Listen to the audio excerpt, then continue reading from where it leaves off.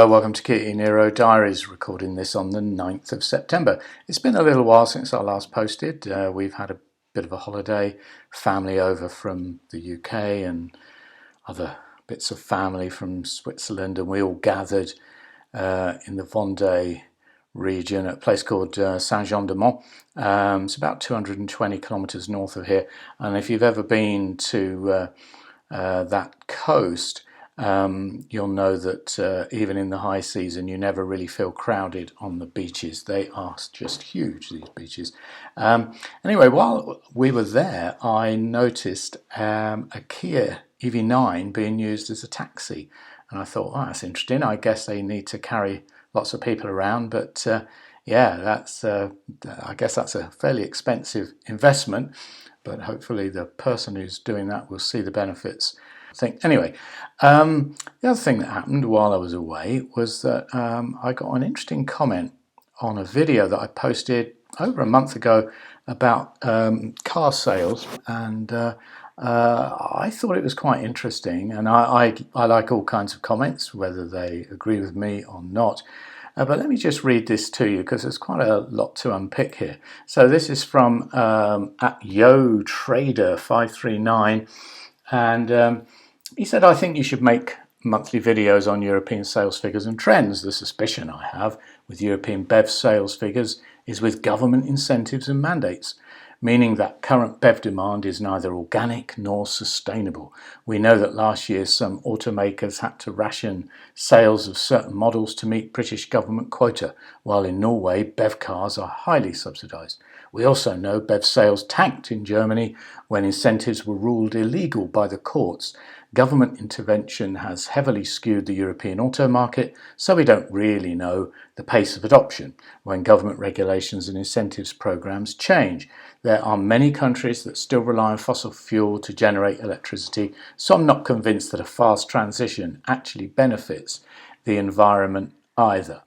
Well, as I say, there's quite a lot to unpack there, but I think it's time for me to have a bit of a rant, because what this person's saying is a lot of what the misconceptions we get. So, you know, he's just regurgitating a lot of the misconceptions about EVs that I find on the anti-EV channels. But the first thing, you know, he thinks I should do more videos about EV car sales. Well, why? I mean, I do occasionally. I like to sort of take a longer term view, but occasionally I'll do a monthly sales figures. But then he's suspicious of where the information comes from. You go, well, I get the information from the same place that all the other YouTubers get their information from, who talk about car sales quite regularly. And, you know, in the UK, it comes from the Society of Motor Manufacturers and Traders. You get independent industry analysts doing their reports on car sales, not just EVs. EVs are obviously a component of that. And then in France, we get the French government figures. In Germany, likewise, USA, you name it, you can find these numbers if you want them. And it's quite interesting, on a lot of the anti-EV channels or EV hater channels, don't really like to use the word hate. I mean, you know, hate, love, it's an inanimate object. You know, get yourself a life, expend your emotional energy elsewhere, I say. Anyway, bit of a rant there, but I will be ranting today. I'm in the mood. So, you know, sales figures are what they are. And I always say to people, okay, then if you've got better data from different sources, please do share them with me. And, you know, because I go on some of the anti-EV channels and just challenge them and get in the mix there and have a bit of a go, because it's quite fun.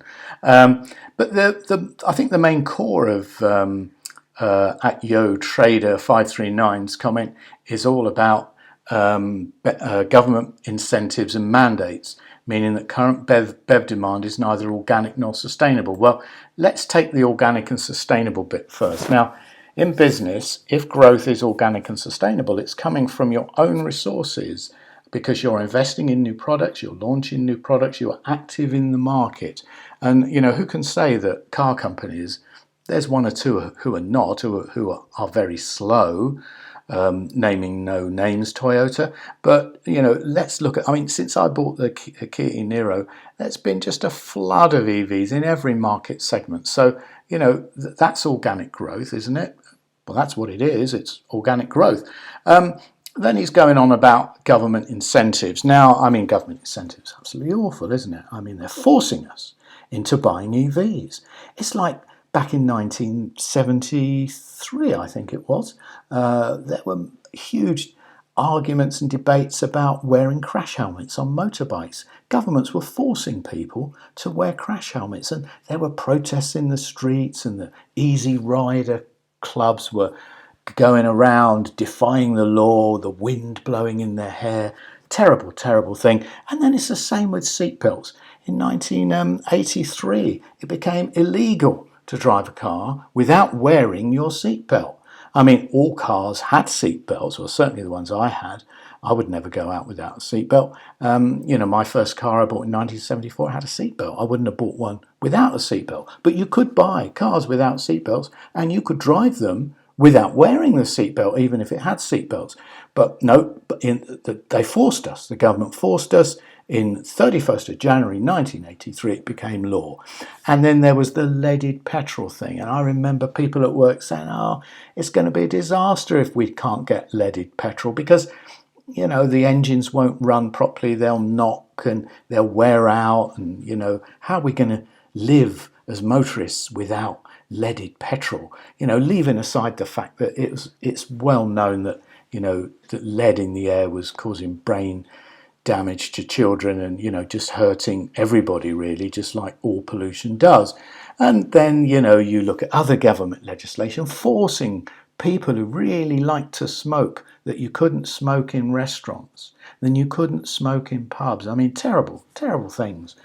So, now they're forcing us. We have to pay if we're driving a petrol or a diesel car to go into certain cities. There's a fee to pay, the ultra low emission zone in London. I mean, is that doing any good? Yeah, it is actually. Air quality in London has improved markedly over the last 5 years, but this is governments. They're forcing us to buy these EVs and we don't really want them. Anyway, that's my bit of rant about government mandates. And then he goes on to talk about that well-known dictatorship in Northern Europe, Scandinavian country Norway. BEV cars are highly subsidised, and I think last month they reached 97-98% of all new car sales. Well, are they really subsidised? Well, not really. It's just that cars have always been really expensive in Norway. There's special car tax, VAT. I think it's the most expensive place in Europe to have to buy a new car if you have to buy one. All they did was they took away VAT and the special car tax so that electric vehicles in the early days certainly didn't have to pay those taxes. But then again, if we were really paying the full cost of burning fossil fuel in our cars, petrol would be 3-4 times the price it is now, and diesel would be even dearer. So, there's no argument really for that, because we all want cleaner air, don't we? But these governments, they're forcing us into buying it, and Norway isn't really representative, is it? Well, actually it is. It's where we're all going. We're all going to be Norway.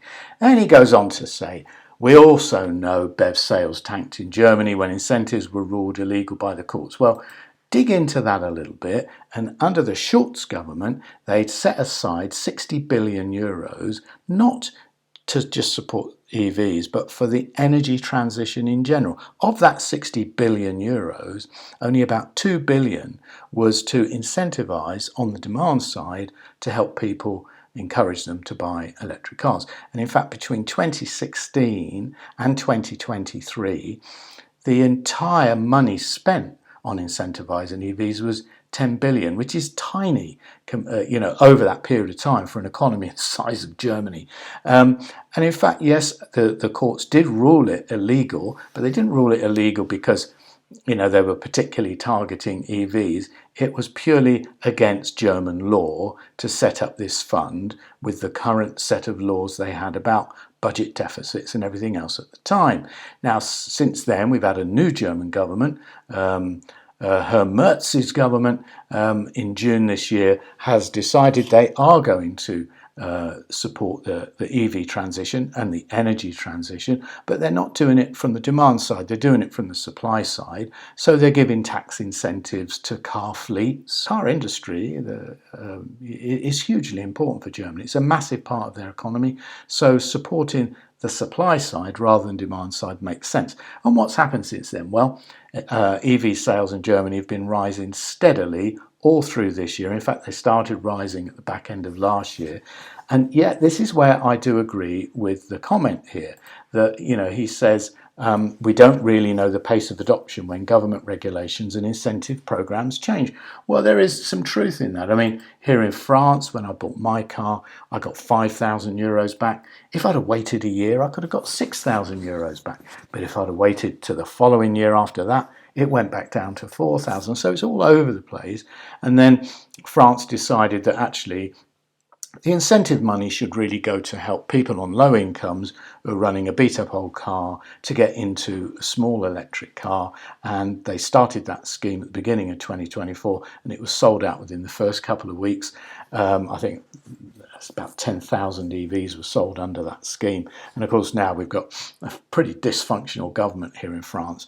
But, look, so, we don't know what the incentives are. I think if I was going to buy an EV now and it was made in Europe, it has to be made in Europe, I could get 4,000 or 3,000 or 4,000 back from the government on the car. But, yeah, absolutely right. When incentives are on and off and not clear, then it does confuse the market. But look, come on, people, we all want better air quality. And he goes on to make a silly statement. There are many countries that still rely on fossil fuel to generate electricity, so I'm not convinced that a fast transition actually benefits the environment. So what's he saying here? Is he saying that that we don't want to go too fast on electric cars because electric cars are actually worse for the environment because when you plug them in, they're charging off of coal-fired or gas-fired power stations. In fact, the grids are getting cleaner and cleaner every year, as we know, certainly in Europe, and in fact most of the rest of the world. Coal is disappearing. It's gone now in the UK.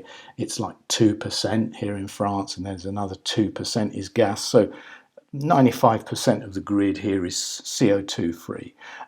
So, I just thought I would reply to that. It's a, interesting one, but to me, it highlighted all the kind of arguments that you get in the anti-EV channels. And there are lots of them, and they get loads of subscribers and loads of views because the governments are forcing us into buying EVs, aren't they? Well, it's terrible, isn't it? Anyway, hope you found that interesting. Car is at 127,000 kilometers now. I'm going to be going off on another trip next week, so I might do a video on that one. So anyway, I hope you're well. Thanks for watching. Until the next time.